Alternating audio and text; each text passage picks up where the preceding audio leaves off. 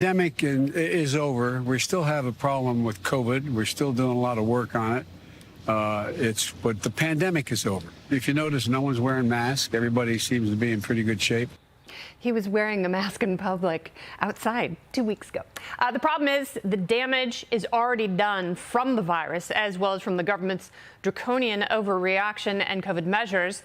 And there are still a lot of unanswered questions like, where did COVID originate?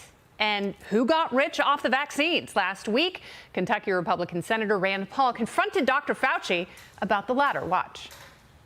We've been asking you, and you refuse to answer, whether anybody on the vaccine committees gets royalties from the pharmaceutical companies. I asked you last time, and what was your response? We don't have to tell you. But I tell you this, when we get in charge, we're going to change the rules, and you will have to divulge where you get your royalties from what companies, and if anybody on the committee has a conflict of interest, we're going to learn about it. I promise you that. Well, on top of that, there's still a lot we don't know about the vaccine. Senator Rand Paul took down Dr. Fauci on that point as well. Watch.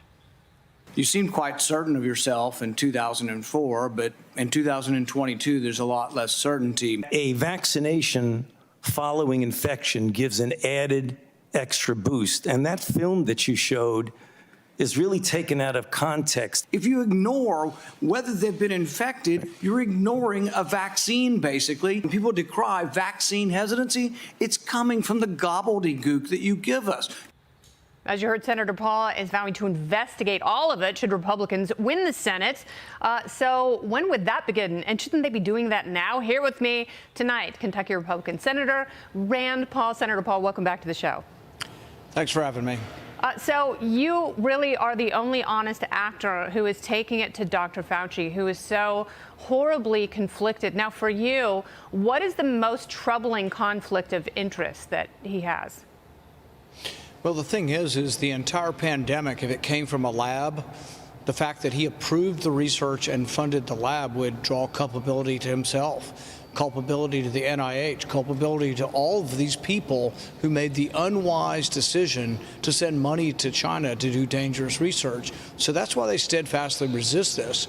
But if you look at the early emails when they first discovered the sequence, the RNA sequence of this virus, January 31st of 2020, they are quite frightened. There's harried emails going back and forth till 2:30 in the morning, and all of the initial scientists are saying to him, holy cow, we've looked at the sequence, and it looks like it's been manipulated in the lab. In fact, it has a cleavage site. This is the way the virus cleaves or gets into the cell that we don't see in nature typically, and that the Chinese last year asked us for money to do exactly that research. So all kinds of alarms and bells went off for a day or two. And then we have another couple of emails where Dr. Collins and Dr. Fauci are talking about how they are science and saying that, wow, this would be really damaging to science and to NIH and to all the taxpayer money we get, and also to themselves personally. So they began a cover-up, and I think it's the biggest cover-up probably in the history of science. And we will get to the bottom of this, because I promise you there's going to be a paper trail, and there's not been any interest from Democrats. But should we win in November, I will use every bit of subpoena power to get every bit of data. We will bring Fauci under oath. We will bring all of those scientists under oath, and we will get to the bottom of this. Well, I hope someone does, and I can't imagine for a moment why Democrats, their constituents died too. The kids in their districts, they suffered as well. They suffered through the mental health crisis and learning loss because of this pandemic, and we still don't know where it came from. We deserve to know that. That should not be a political pursuit. And, Dr. Fauci has made it so. He has turned into a political operative, and he has done so much damage to this country. Now, another answer you've been trying to elicit from him, and he's been very slippery on this, and this is also a glaring conflict of interest. There are people who sit on those vaccine committees who decide what the rules are for all of us and where we can and cannot go.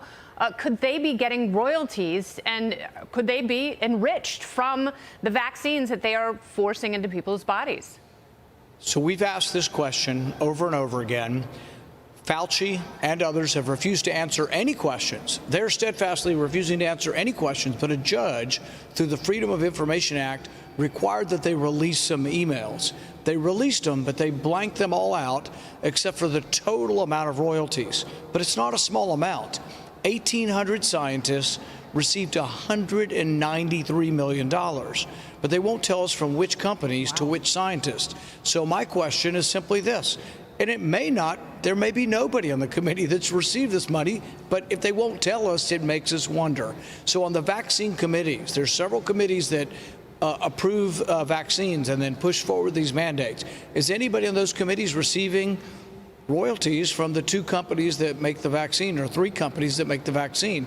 And if they are, they shouldn't be on the committee. The best way to think of this is, let's say your local school board is going to vote to buy new textbooks, and one of the members of the school board owns the textbook company. Do you think anywhere in America that doesn't have to be divulged, that that's a conflict of interest? So nobody would, but nobody touches Fauci. We go after him on this, and he says, we are not going to tell you, we don't have to.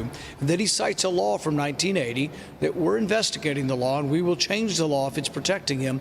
But really, what kind of bureaucrat, what kind of scientist comes forward and says, well, we're just not going to tell you because we don't have to?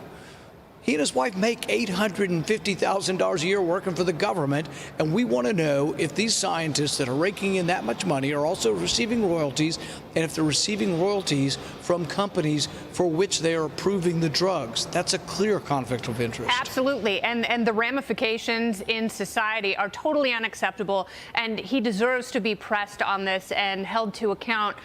Senator Paul, a lot of people who watch this show are hoping that you are thinking about running in 2024. Do you have an appetizer for them? Well, 2 months from now, I am running. I'm running for re-election for Kentucky, and if people want to know about that, they can go to randpaul.com. I haven't thought beyond that. It's hard to think beyond that because 2024 is another election cycle away. And so we won't make any decisions till after this. I can tell you that if we were to look at it, it has to be a probable tract in which there would be a possibility, because it is a large duty. I did it in 2015, for the 2016 election, and we were disappointed somewhat with the numbers. And so, in order to undertake a project like that, we have to really believe that we could win. We wouldn't do it just for fun, because frankly, it's not that much fun to travel the entire country and do the work. Well, we'll see. But I do want to participate in the debate. So. All right. I can't wait to see it. I am excited for what your future holds.